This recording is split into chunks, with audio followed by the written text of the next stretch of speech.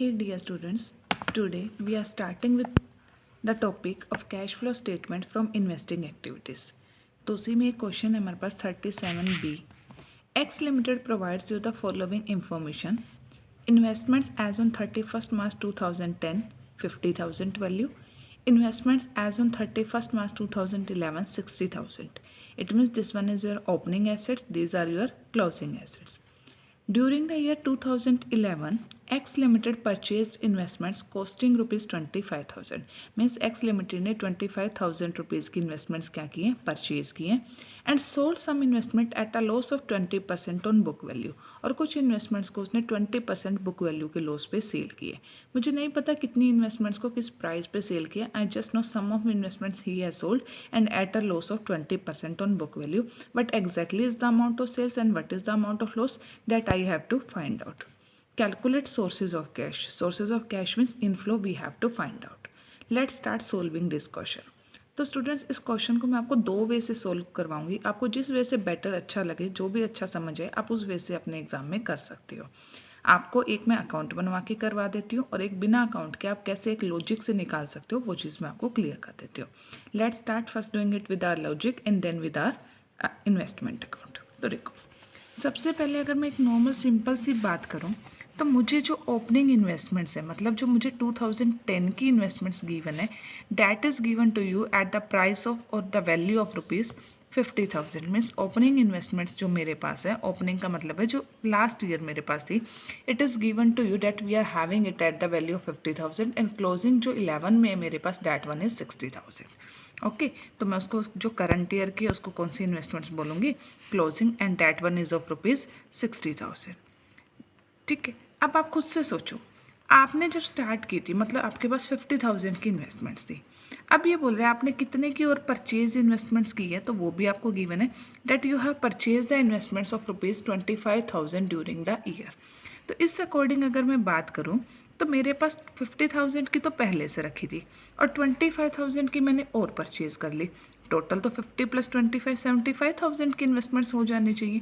But मैं बोल कितनी रही हूँ कि क्लोजिंग कितनी है मेरे पास, 60,000 की. मतलब होनी चाहिए 75, है 60,000 की. तो जो बीच का 15,000 का गैप है वो क्या हुई होगी, इन्वेस्टमेंट्स आपकी सेल ही तो हुई होगी, और कहाँ जाएंगी वो इन्वेस्टमेंट्स. 50,000 की स्टार्टिंग में थी, 25,000 की मैंने परचेज कर ली, 75,000 हो जाने चाहिए. ईयर के एंड में 60,000 है तो 15 का जो गैप है वो मैंने क्या की होगी, सेल. ये भी मेरी बुक वैल्यू है, ये भी बुक वैल्यू, तो सेल कितने की होगी, 15,000 की बुक वैल्यू. बट वो कहते हैं सेलिंग प्राइस कैसे है, आपको लॉस है कितना, 20% ऑफ द बुक वैल्यू. तो लॉस कितना होगा मेरे पास, 20% ऑफ बुक वैल्यू. तो 20% of 15,000 will be loss. 20% of 15,000 means 3,000. It means मेरे पास कैश का सोर्स कितना आया, इनफ्लो कितना आया. It means the investment which I have sold was having the cost of rupees 15,000, means book value was 15,000. I have sold it at loss 3,000. It means the total inflow of cash will be 12,000 for this question. तो मेरे पास source of cash कितना हो जाएगा, 12,000 rupees inflow हो जाएगा आपके पास इस question के लिए. अब इसको इन्वेस्टमेंट अकाउंट बना के कैसे करेंगे, तो वो चीज़ भी कर लेते हैं. इन्वेस्टमेंट अकाउंट, इन्वेस्टमेंट अकाउंट हमारा एसेट हो गई. एसेट्स का हमेशा इंक्रीज क्या करते हैं हम लोग, on debit side, and decrease is written on credit side. तो सबसे पहले opening balance to balance brought down. जो ओपनिंग बैलेंस है मतलब जो लास्ट ईयर का बैलेंस है, that one is 50,000 rupees. Current year का balance credit side by balance carried down, and this one is 60,000. After this it is given to you that you have purchased. Purchase से asset increase होगी तो आप उसको कहाँ लिखोगे, debit side to bank account.